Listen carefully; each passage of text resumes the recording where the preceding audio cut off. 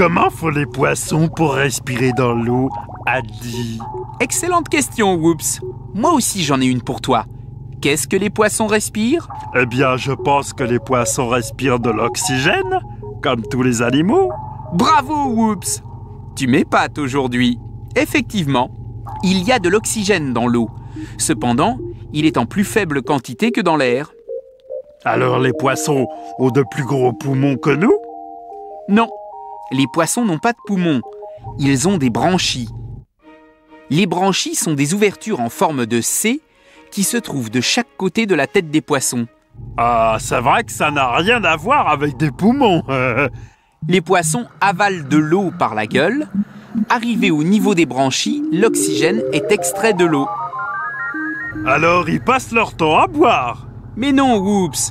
L'eau circule et ensuite s'écoule par les ouvertures. En fait, ils inspirent et expirent en même temps. Si tu veux.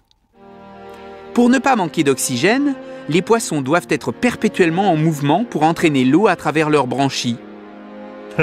C'est comme moi. Si je mange pas continuellement, je m'asphyxie. Ça va mieux? C'était bon?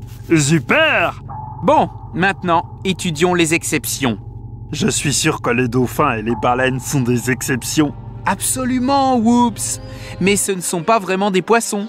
Ce sont des mammifères. Oh, les tricheurs! Les mammifères ne possèdent pas de branchies, mais des poumons, comme les animaux terrestres, ce qui les oblige à remonter souvent à la surface pour pouvoir respirer. Le reste du temps, ils font de l'apnée. Tiens, une autre exception. La famille des nudibranches, à laquelle appartient la limace de mer. Elle a, elle aussi, un système de respiration original. Les nudibranches possèdent des branchies externes, c'est-à-dire en dehors de leur corps, mais qui fonctionnent exactement comme les branchies des autres poissons. On dirait de petits arbres qui piègent l'oxygène de l'eau. Voilà des exceptions tout à fait exceptionnelles. Et enfin, il y a les éponges de mer. Ce ne sont pas des animaux? Si. On les considère comme des animaux parce qu'elles grandissent très vite. Elles ne possèdent pas de branchies ni de poumons. À la place, l'éponge possède des cellules qui captent directement l'oxygène dont elles ont besoin. Ah, d'accord. Et comme ce sont des éponges, elles sont remplies d'eau. Donc, toutes les cellules sont en contact avec l'eau. Exactement. Bon, il ne reste plus qu'à parler des poissons qui crachent des bulles et qui ont une queue en deux parties.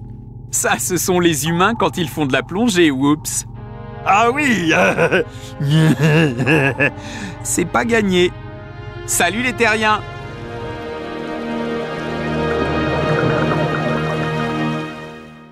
Comment font les poissons pour respirer sous l'eau?